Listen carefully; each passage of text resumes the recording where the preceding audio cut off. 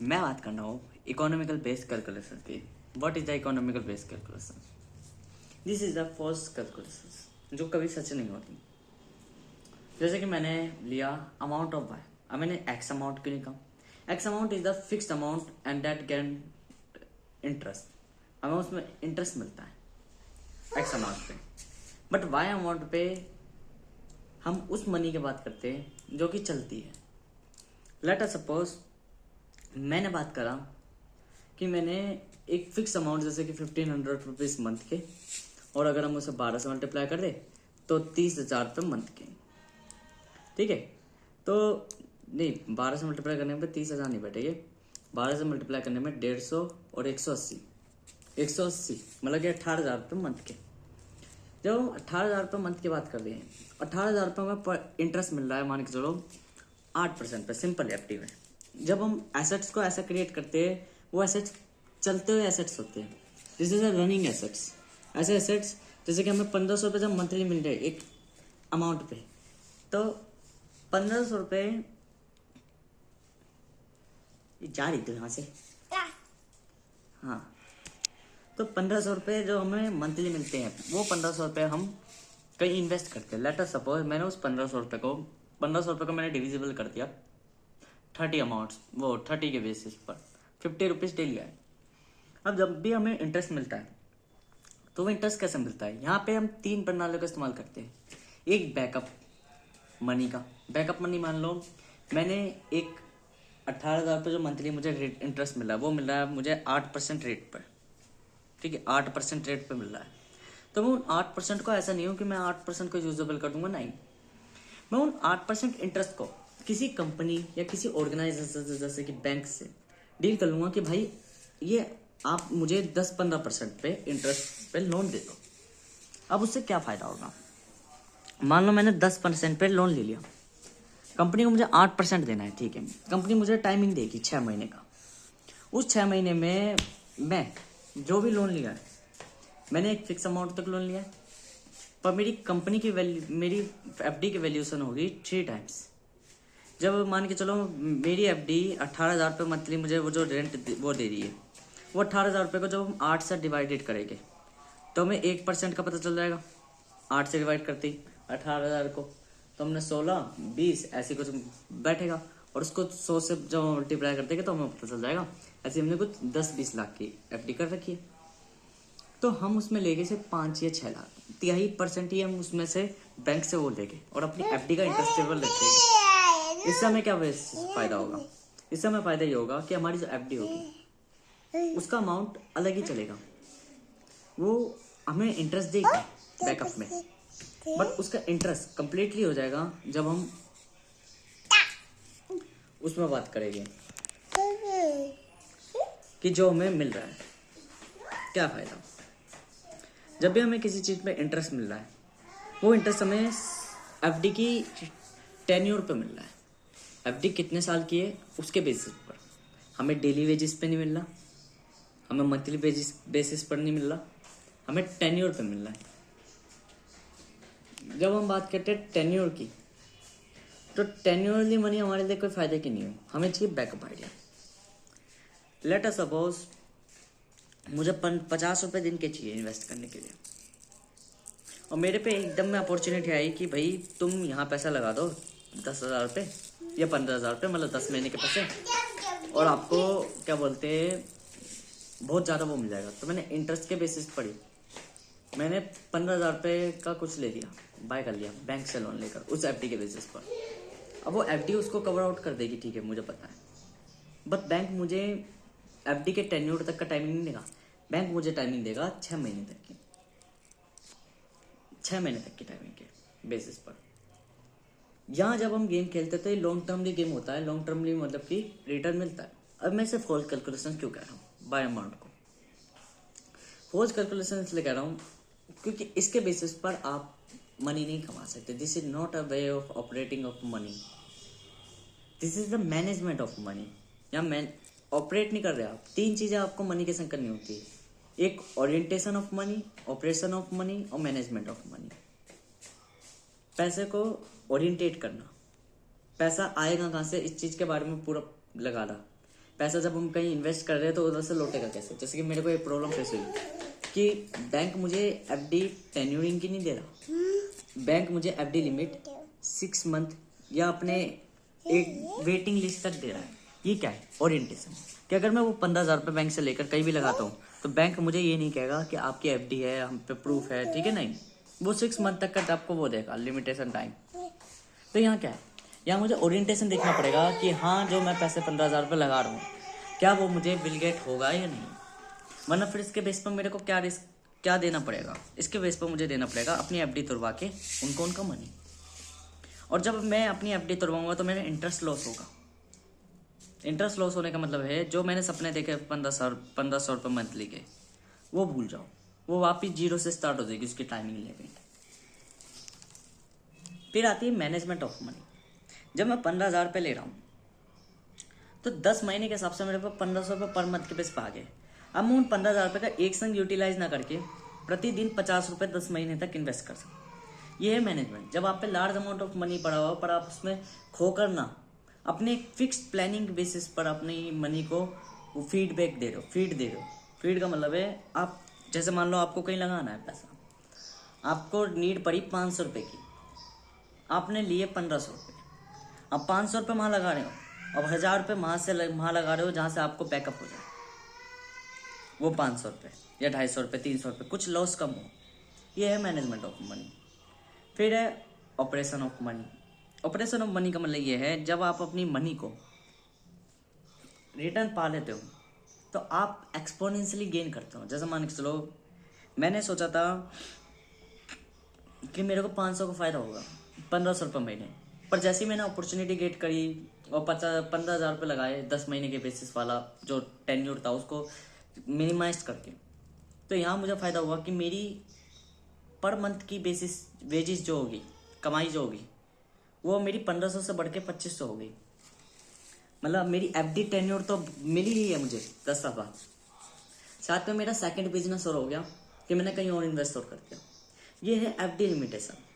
FD limitation में मैंने ये करा, मैंने रिस्क लिया, 6 महीने के कॉन्ट्रैक्ट में 15,000 रुपये लिए और हर चीज़ मेरे अनुसार चली, या नहीं भी चली तो मैंने उसे बेस्ट मैनेज कर लिया। और उस ओरिएंटेशन के बेसिस पर मैंने जहाँ पैसा लगाया वहाँ से मुझे रिटर्न मिल गया। देन मेरी मनी ऑपरेट हो चुकी है।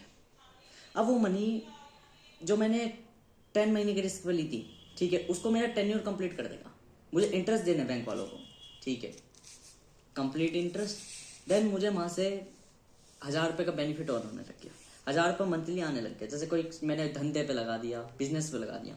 एफडी के बेसिस पे मैंने बिजनेस पे लगाया। एफडी बस एक तरीके की प्रॉपर्टी होगी जो मैंने शो कर दी, जिसके बेस पर मुझे पैसा मिल गया। और पैसा जैसे मिल गया मैंने अपॉर्चुनिटी गेन कर ली, और अपॉर्चुनिटी गेन करके मेरी एफडी भी अभी बेस सेफ है। और मेरी अपॉर्चुनिटी जैसी वर्क करी वो मुझे मनी दे रही है। जब वो मुझे मनी दे रही है तो अब मेरी जो कमाई होगी, या मैं पर मंथली नेटवर्किंग जो होगी मेरी, वो 1,500 से बढ़ के 2,500 होगी।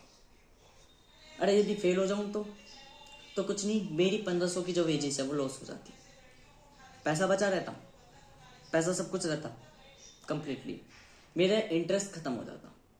मतलब कि ऑपरेशंस के टाइम पे यूँ मान के चलो OP1, OP2, OP3। OP1 पे जब मैंने रिस्क लिया, ठीक है, रिस्क मतलब कि मैंने लॉस खोने का दंड ना रहकर मैंने OP2 पे जब इन्वेस्ट करा तो मुझे OP2 मिला। OP2 मेरे को एक और अलग इनकम दे रहा है। अब मैं OP2 पे जब हूँ और मैंने कल को OP2 पे भी इंटरेस्ट ले लिया, किसी रिस्क ले लिया, तो अब क्या होगा, मेरा OP2 लॉस हो जाएगा। अब OP2 भी 2 तरीके से लॉस होगा। एक तो हाफली लॉस। हाफली लॉस में क्या होगा, OP2 मेरे को कमाई न्यूनतम 0 कर देगा, इंटरेस्ट 0 कर देगा, पर मेरा अमाउंट जो होगा वो सेव रहेगा। और OP1 को जो होगा उसका इंटरेस्ट भी खा जाएगा। मतलब कि मान के चलो जहाँ मुझे 1,500 और 1,000 मिले थे वो अब हट जाएगी, मेरा टेन्योर बचा रहेगा। मतलब वापस एफडी चालू होगी और सेकंड बिजनेस चालू होगा, 0 से चालू होगा और मुझे पैसा नहीं मिलेगा। ये है OP हाफ में, कि अब तक मैंने जितना कमाया था वो लॉस कर गया, बट आगे जो 1,000 रुपये मुझे मिल रहे सेकंड बिजनेस से वो मिलेगी। आगे जो मुझे 1,500 मिल रहे सेकंड बिजनेस, वो फर्स्ट बिजनेस से, एफडी से, वो मिलेगी लॉन्ग टर्म की। ये जो चल रही है कैलकुलेशन 0 पे आके मुझे खड़ा करती। जब मैंने OP2 पे रिस्क लेकर 3 पर फेल हुआ, बट हाफली मेरी चॉइस है, और यदि मैंने इसे फुली चॉइस कर दी तो क्या होगा, कि मेरा OP1 वापस सेफ रहेगा, मेरा OP1 का टेन्योर सेफ रहेगा, मतलब वो पीछे से चालू रहेगा। OP1 मतलब कि 1500 रुपये मुझे आए, मतलब जो मेरे 5-6 महीने या 10 महीने पहले का जो टेन्योर था वो उधर से ही चालू रहेगा। पर OP2 फुल तरीके से डिस्ट्रॉय हो जाएगा और मेरे 1000 रुपये कमाने की भी आय समाप्त हो जाएगी, मतलब मैं 1500 पे अड़ गया। ये कब फायदा है? जैसे मान के चलो मेरे को 1.5 साल 2 साल हो चुके हैं, अब मेरी 3 साल की FD टेन्योर है और मुझे पता है कि मेरा 1 साल बाद मेरे को मेरा टेन्योर के बेसिस पर मुझे इंटरेस्ट मिल जाएगा, ठीक है। तो मैं अपने OP2 को फुली लॉस करने के लिए राजी हूँ, बिकॉज वो 1000 पे अगर वो मेरा लॉस भी कर रहा है, मतलब आगे नहीं देगा तो कोई दिक्कत नहीं, मेरा टेन्योर मेरा कंप्लीट हो जाएगा। बट यदि अगर मैंने उसे हाफली डिस्ट्रॉय करा तो मेरी जो 2 साल की मेहनत है, 1500 रुपीज़ जो वेजेस मेरी जुड़ रही है, तो इससे मैं ज़्यादा लॉस कर लूँगा। क्या है ये? Simple economical based calculation. अब इकोनॉमिकल बेस्ड कैलकुलेशन ये फोर्स क्यों है? फोर्स इसलिए है जब कोई मैथमेटिशियन इकोनॉमिकल बेस्ड कैलकुलेशन करता है तो इसी तरीके के कैलकुलेशंस करता है, सिंपली कि वो इंटरेस्ट पे इंटरेस्ट, इंटरेस्ट पे इंटरेस्ट। बट रियल वर्ल्ड इससे बहुत डिफरेंट चलता है। रियल वर्ल्ड में कई सारे के फैक्टर्स इन्वॉल्व होते हैं, तो ये काम तो नहीं करती, पर ये एक हार्मोन रिलीज करती है हमारी बॉडी के अंदर, मैथमेटिक्स के अंदर। जब वो कैलकुलेशन देखता है तो वो समझता है कि मनी आसान है, और जब वो मनी टेकलिंग करना यूँ सोच के कि आसान है, तो उसको एक डिज़ायर या वांट क्लियर होता है कि हम कर सकते हैं। जब वो कर सकते हैं तो दुनिया, जब वो एक बिलियनर ऑफ एंटरप्रेन्योर बन जाता है तो दुनिया पूछती है आपने कैसे करा, तो वो अपनी रफली कैलकुलेशंस दिखाता है कि देखो इन कैलकुलेशन के बेस पर रियलिटी में उसके दिमाग में जब वो कैलकुलेशन से लड़ रहा होता है, माना कि उसने उस कैलकुलेशन ने, जब मान लो ब्लैक बोर्ड पे मैंने कैलकुलेशन लिखी कि भाई ये एक्स अमाउंट है, ये अमाउंट पे, बट रियलिटी में जब मैं किसी सिचुएशन को फेस कर रहा था तो मेरा जो कैलकुलेशन चली थी वो अमाउंट ऑफ वाई पे चलती थी। अमाउंट ऑफ वाई पे मैंने बता दी क्या लिमिटेशन है, ओरिएंटेशन, ऑपरेशन और मैनेजमेंट, ठीक है। बट जब मेरी कैलकुलेशंस वहाँ जो चल रही थी वो डिफिकल्ट चल रही थी, जैसे मैंने अभी बताया टेली कंपनी, वो इकोनॉमिकल में मेरी कैलकुलेशन ऐसी नहीं चलेगी, बल्कि मैं सिंपली चलूंगा कि भाई मुझे इंटरेस्ट मिल गया, इंटरेस्ट पे इंटरेस्ट मिल गया, इंटरेस्ट पे इंटरेस्ट मिला। यहाँ मान के चलो मैंने कहा कि मुझे FD मिल ली, मेरे को, मैंने एक FD ली 1 लाख रुपए की, 1 लाख रुपए में मुझे 8% इंटरेस्ट मिल रहा है सालाना, 8000 रुपये। मैंने उस 8000 को यूँ सोचा कि लेटर सपोज, चलो मान लो 8000 पे 9000 रुपये, ठीक है, 9000 रुपये मुझे इंटरेस्ट मिल रहा है सिंपल कैलकुलेशन करने के लिए। मैंने कहा 9000 रुपये इंटरेस्ट मिल रहा है, मतलब मुझे 12 महीने के हिसाब से, मतलब क्या बोलते हैं, 12 दिन में मुझे 100 रुपये मिलेंगे, ठीक है। मैंने कहा हर 12 दिन में मैं अपने 100 रुपये कहीं लगा के, मेरे पास अगर आइडिया है, मैं इसे इन्वेस्ट करके उस 100 रुपये से 10 रुपये कमाऊंगा 12 दिन में, तो ऐसे 10-10 करके एक्सपोनेंशियल बढ़ेगी। ये कैलकुलेशन रियलिटी में फॉल्स है। क्यों? आपको इंटरेस्ट मंथली बेसिस पे मिल ही नहीं रहा, आपको इंटरेस्ट मिल रहा है ईयर पे। ईयर पे आप पे टोटल ही अमाउंट होगा, तब आपके इन्वेस्ट कर पाओगे। फिर अब इस कैलकुलेशन को रियल कैसे बनाया जाए? मैंने बताया ना अभी, जो पूरे बताए, ओरिएंटेशन, ऑब्जेक्टिव, लोन लो डायरेक्ट, सेफ बिल्ड पे खेलोगे और सेफ बिल्ड पे फिर तुम 100 रुपये से 10 हर एक टाइम पे हर एक सिचुएशन को टैकल करोगे, प्रॉब्लम को टैकल करोगे, प्रॉब्लम को टैकल करने के बाद एक सॉल्यूशन मिलेगा। वो सॉल्यूशन क्या होगा? This is the strategy of method, और मेथड हर जगह अप्लाइड हो जाता है जब आपको करना आता है। कैलकुलेशंस वो फॉल्स होगी, कैलकुलेशन वो किसी काम की नहीं होगी, दूसरा व्यक्ति समझेगा कभी नहीं कर पाएगा। बट वो कैलकुलेशन जो रसायन उत्पन्न करेगी उस व्यक्ति के अंदर, वो मैथमेटिशियन के अंदर जो रसायन उत्पन्न करेगी कि money is the dummy calculations, तब वो जो रसायन उसके अंदर उत्पन्न होगी और प्रॉब्लम जब वो उसको सिचुएटेड करेगा, जब वो देखेगा कि मेरी मनी रियलिटी में ऐसा काम कर ही नहीं रही है, मैंने जो सोचा था कि भाई मैं 12 दिन में पैसा लगाऊंगा, बल्कि पैसा तो मुझे साल भर बाद आएगा, तो वो क्या करेगा? उस पर वे है, तो उसने प्रॉब्लम को टैकल कैसे करा? FD को क्या बैंक में, और एक फिक्स अमाउंट टेन्योर तक 120 दिन का लोन लेके आ गया। 120 दिन का लोन मतलब कि 120 दिन का 100 रुपये लगाना है ना 12 दिन में, तो कितने रुपये लेके आ गया? 1000 रुपये। 1000 रुपये लोन ले आया, कितने पे? उस FD को रख के 1000 रुपये ले आया, और अब वो उसे मैनेज कर रहा है। कैसे कर रहा है? 12वें दिन पे 100 रुपये ही लगा रहा है, 10 रुपये कमा रहा है। 12वें दिन पे 100 रुपये कमा रहा है, 10 रुपये कमा रहा है। मान लो 12वें दिन पे उसने 100 रुपये लगाए, 10 रुपये कमाए, और 24वें दिन पे उसने जब 100 रुपये और लगाए, तो 10 + 10 110 का 11 और 11 का 10 21 रुपये कमाए। एक्सपोनेंशियल गेन कर रहा है वो, बट हर बार उसकी स्ट्रेटेजी इसके पहले आइडिया से कंप्लीटली डिस्ट्रॉय हो जा रही है। मतलब यहाँ ऐसा ऑपरेशन चल रहा है, कैलकुलेशन फॉल्स इसलिए कह रहा हूँ कि इकोनॉमिकल बेस्ड कैलकुलेशन में ऐसा होता है स्टेप बाय स्टेप कैलकुलेशन। जब आप कोई एक्स अमाउंट कमा रहे हो तो जब x2 अमाउंट पे कमाओगे, x2 अमाउंट मतलब कि x अमाउंट से बड़ा अमाउंट इंटरेस्ट पे, तो x अमाउंट वो टोटली डिस्ट्रॉय हो जाएगा, न्यू अमाउंट में आ जाओगे। मतलब कि आपकी फर्स्ट कैलकुलेशन फॉल्स होकर टोटली डिस्ट्रॉय होकर आप सेकंड कैलकुलेशन पर वर्क करोगे। जब आप अपनी फॉल्स कैलकुलेशन को ट्रू करोगे तो पहली वाली जो कैलकुलेशन आपने करी थी वो फॉल्स हो जाएगी। जब वो फॉल्स हो जाएगी तो आप न्यू, मतलब आपका विकास होगा जब आप डेवलप करोगे। जब आप 10 रुपए के मालिक हो तो अब यूँ नहीं है कि 10 से 20 के हो गए, नहीं, 10 से 21 के मालिक हो गए। फिर जब आप 21 के मालिक हो तो जो यूँ नहीं कि 21 से 31 के हो गए, आप 21 से 33.1 के हो गए मालिक। कंपाउंड नहीं इंटरेस्ट पड़ेगा आपका। This is your way of economical based calculation. Economical based calculation में यही कैलकुलेशन है कि आप अपनी पहली कैलकुलेशन को टोटली डिस्ट्रॉय करके वो एक फॉल्स कैलकुलेशन स्थित होती है, और उसी से आपको उसी प्रॉब्लम से जब आप उसे फॉल्स क्रिएट करते हो तो फॉल्स करने के बाद आप उसका एक ट्रू सॉल्यूशन निकालते हो जो अप्लाइड हो।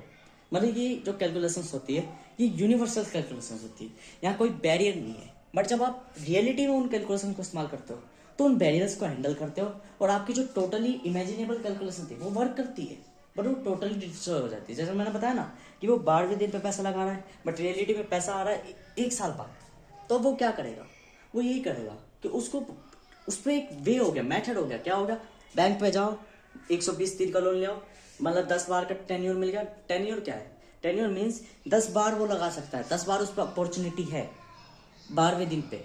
तो जब वो 1000 पे लाया तो 1000 पे 100 रुपये हर 12वें दिन पे लगाता है वो, और उससे 10 रुपये कमाता है, फिर 21 रुपये कमाता है। ऐसे करके उन्होंने कंपाउंड इंटरेस्ट कमाया और बैंक का लोन भी भर दिया अपने टेन्योर के बेसिस पर, अपना इंटरेस्ट लॉस करके, और उसकी कैलकुलेशन ट्रू कर गई। और ट्रू कैलकुलेशन पर उसको क्या फ़ायदा हुआ, यही फ़ायदा हुआ कि उसने जो शुरुआत में इकोनॉमिकल बेस्ड कैलकुलेशन बनाई थी वो टोटली फॉल्स थी। इसलिए हर इकोनॉमी जो हर एंटरप्रेन्योर होता है वो जब भी कैलकुलेशन बनाता है तो वो इकोनॉमिक कैलकुलेशन बनाता है, वो किसी किताब को पढ़ के कैलकुलेशन नहीं करता।